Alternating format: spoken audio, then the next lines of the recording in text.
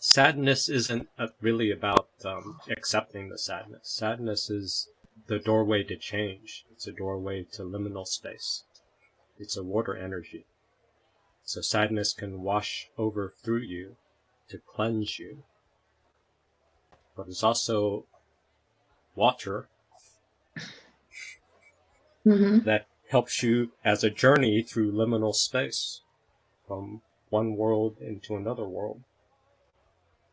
So sadness takes you places. It's not something you accept or do. The sadness transforms you by itself.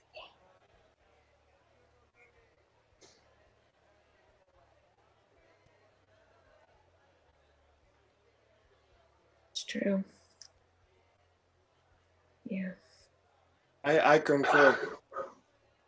Yeah, it really does. I mean, I'm in a place where I never thought I would ever be. I thought I was going to die almost a year ago. When that narc, he discarded me, I thought I was going to die.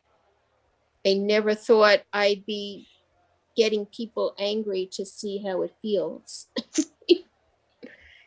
And being here and being vulnerable, and it's a whole new world to me. Look at this. I know people around the world now. This is like, wow.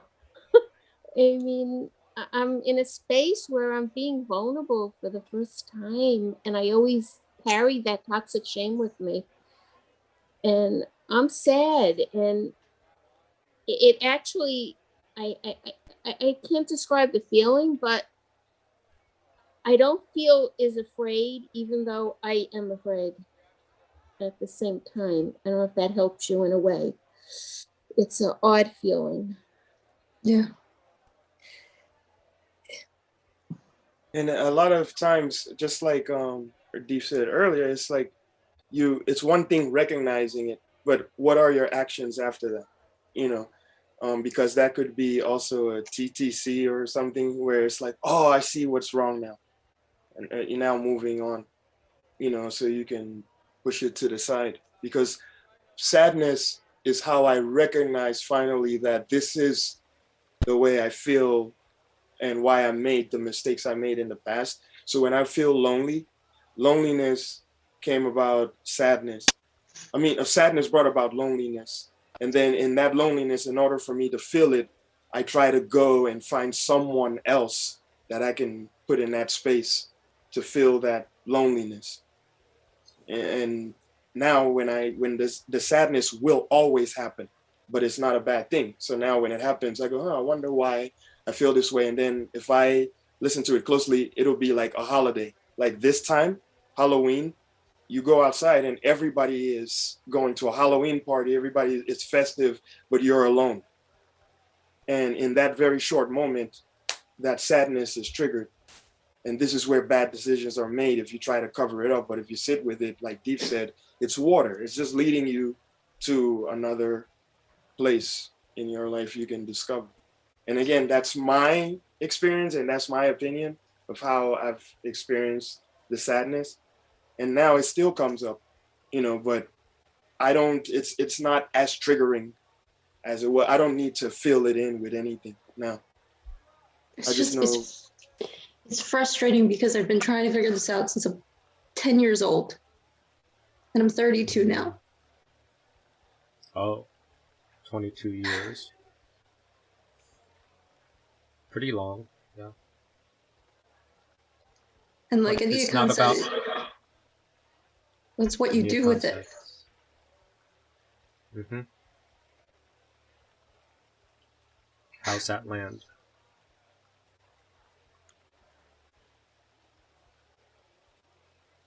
I'm still not getting what I want. That's not sadness's job. That's anger, judgment, not sadness. Sometimes sadness does the opposite of giving you what you want, unfortunately. Maybe you're lucky.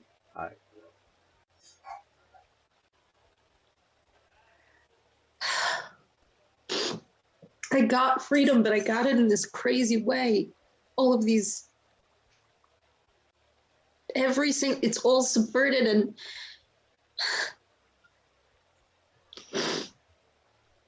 It's brilliant, but it's subverted, and It's bondage. It's not freedom, it's bondage.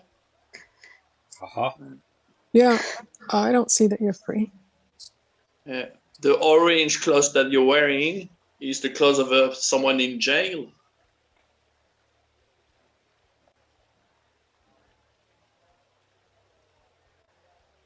but it feels like it's my choice. So then it's my fault because it's just an illusion. I could be free, and I'm not. That's what it feels like. Like if I could just crack the thing and then I can figure it out and then I can go out, you're free. Because I think that's true. It's all a fantasy. Yeah.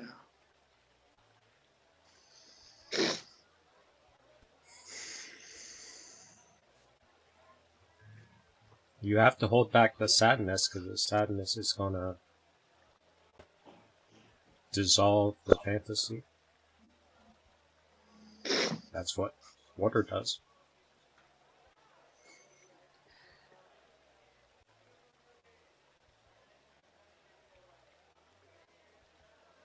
But you get baptized and you get transformed into something new and potentially better. Though you might die in the water too, yes, that is a risk. But So what, now I have to be religious?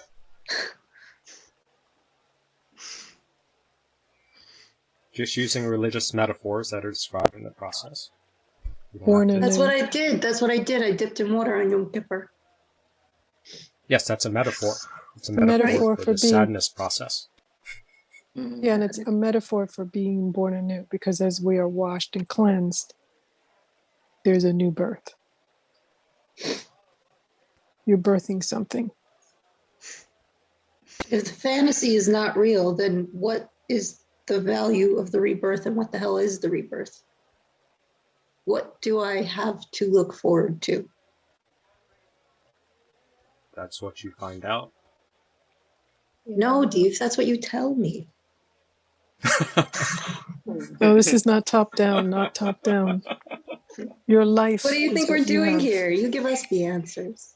Your life is I what you can have be to a look forward to. semi-metaphorical boat person through the valley of death, but the boat person does not know where you end up. But what's the value of the rebirth? What do you get after that? Not me. I You, understand what the Yeah. fantasy is. I don't get understand you. the rebirth. you get you. You get more burdens, more suffering, more pain, just in a different framing. Because you never escape karma, and you never escape fantasy and delusion. Oh my god. You're not selling this very well, Dave. You never Yep, and say- suffering and hell and bullshit. Oh That all man. sticks around. It all sticks around. You wrote the fantasy. That's what Everything sadness else, does. It I'm gonna get ruins a chocolate fantasies. cake, I for said goodness sakes. water dissolves fantasy. All right. But that frees you, because you see beyond the fantasy. That's what you were asking. You want to see what's beyond the fantasy. In order to see beyond it, the fantasy has to fall apart. So then you can start seeing. Yeah, so my question is, when the fantasy falls apart, do I still stay in bondage? What's You'll your find out. reality? No, Deef, you tell me the answer. That's the whole point. That's what I told you a minute ago. I told you Douglas has the beard of wisdom. Stop looking to me. Well, he's being Look to stingy his and beard. keeping his words to himself, so I don't It is the know. brittleness again. That's why he has the words of wisdom, because he's keeping it to himself. It's in the beard.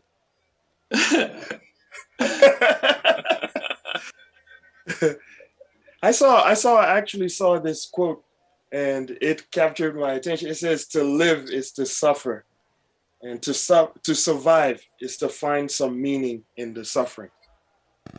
Yes, but Neocon, let me just say this. There's one kind of suffering, and then there's this kind of suffering. I don't want this one. I'll take this one. Give me heartbreak, give me this, give me death, give me... I want suffering in... I don't In need the this way. Torah narrative. But we don't get to choose our suffering. Suffering just... I didn't know that's life. suffering had She flavors. still wants to. It does have flavors, and I don't It's like just like mine. Baskin Robbins. I want to choose my Only exact want flavor of chocolate suffering. suffering. Only chocolate Back to suffering. 16 going on 17. I'll have the pistachio suffering, I get please. It's You like- pattern repetition. That's what I'm Can I saying. have want that in a fucking sugar pattern cone? repetition. Jesus I prefer my Christ. suffering without broken bones. That's all. Okay, you know what? Okay, boneless suffering, Good please. one. That's a good one. I'll have his suffering, please. Make that too.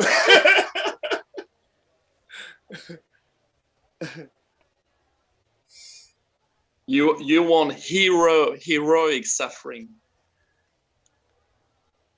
No, I want regular old life suffering. What is that? Yeah.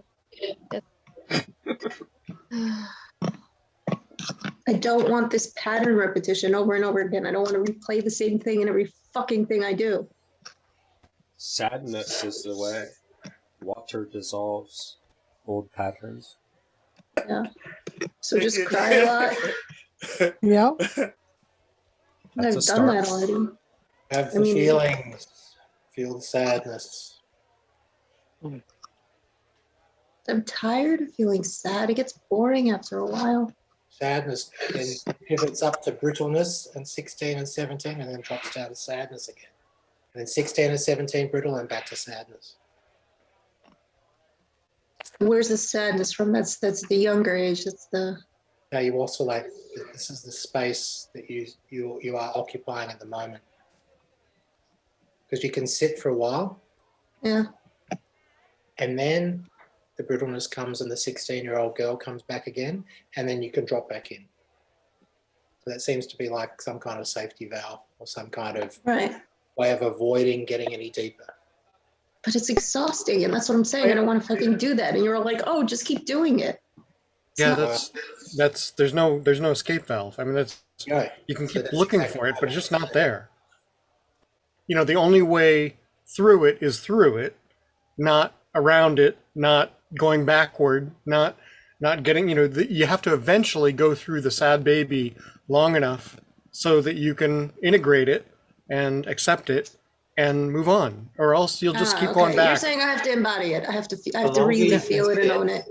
The longer you Okay. can sit with sad baby and not sort of get out to 16, 17-year-old brittle and come back, that's the goal. Here's an embodiment of someone who failed at doing it. To give you an idea. It's hard, but this is a common reaction. Now, no, because you're still thinking of what you're going to say instead of what I'm saying. Now, getting right along. I heard what you were saying. You're doing it again. What you were You're saying. doing it again. I don't care. You're doing it because again. It's wrong. You're and you doing it again. Persecuted her for standing You're out. doing it again. Persecuted him for So this is Mad Baby right now. standing out. The only change that ever happens is when people stand out. This is Sad Baby peeking out. And I have to stand back. No tears yet, but Hmm. peeking out Sad Baby. Because she exhausted her anger and she doesn't have any outlet on how to expose her dominance and get sadistic supply. So, in the face of shame and futileness and frustration, Sad Baby peeks out. And what do you think happens? She shuts it down somehow because that's what people do. So when people stand out, and I have to stand back. Martin Luther King Jr.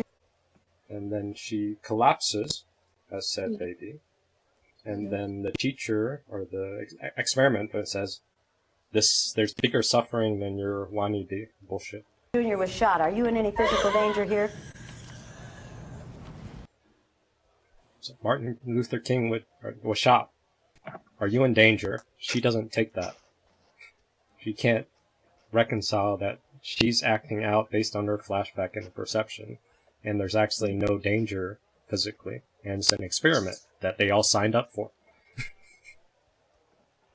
She's blocking that feedback, and you see her turning and blocking it physically. And what does she do after she blocks it? Are you in any physical danger here? Is that girl in any physical danger here? Emmett. So she is angry because her fantasy of the way the world should be is being challenged by this experiment. Intentionally and precisely by the teacher. And when the teacher is doing stuff that collapses her way of how the world should be or the world was, she gets angry and tries to get the world back to something that's within her map of the world. And when she fails, she has sad baby come out. Right? Right there. Futile. Right there. Sad baby and collapses. But when sad baby doesn't work, or when sad baby is too shameful, she gets up and leaves. Right. Why does she get up and leave? Because most likely her mom or her caregiver, when she had sad baby, she got abandoned when she threw a tantrum. Or the mom, when would get sad and would run away or shut down. So she didn't have models of how to embody sad baby and ride it out. So the trigger was the anger, the chaos of the world. The weight of the world is too heavy. Angry baby comes out. But then angry baby falls apart and brittleness, like Brad's saying, comes in. So that's a warning that sad baby is about to come out. And then when sad baby comes out, she's shamed, or she feels shamed. She's self-shaming herself. And then she leaves. Is that girl in any physical danger here? Emmett Till was hanged by his neck after he was beaten almost to death, simply because he made a statement to a white woman. So she's leaving because her map of the world is falling apart, and she can't update to the group's map of the world, or she can't keep up with the group's exercise. She can't hold those two different worlds. That's called the paranoid schizoid split. So the exercise is designed to break somebody, and someone's going to break. And then after the break, a lot of people want to stop it, but that's slowly opening the door of sad baby. That with that person, she came back and wouldn't own her sad baby, so then she just left the exercise. Because owning sad baby, probably to her, when she was a child, meant death. Meant caregiver would attack. So she's associated sharing sad baby, riding sadness as danger. Danger, danger, stranger. Have like a really schizophrenic existence. But that's the modern world. If you openly cry on a park bench or in public somewhere, what's going to happen? Everyone's going to bypass you, or they're going to come and try to soothe you and stop your tears. Yeah.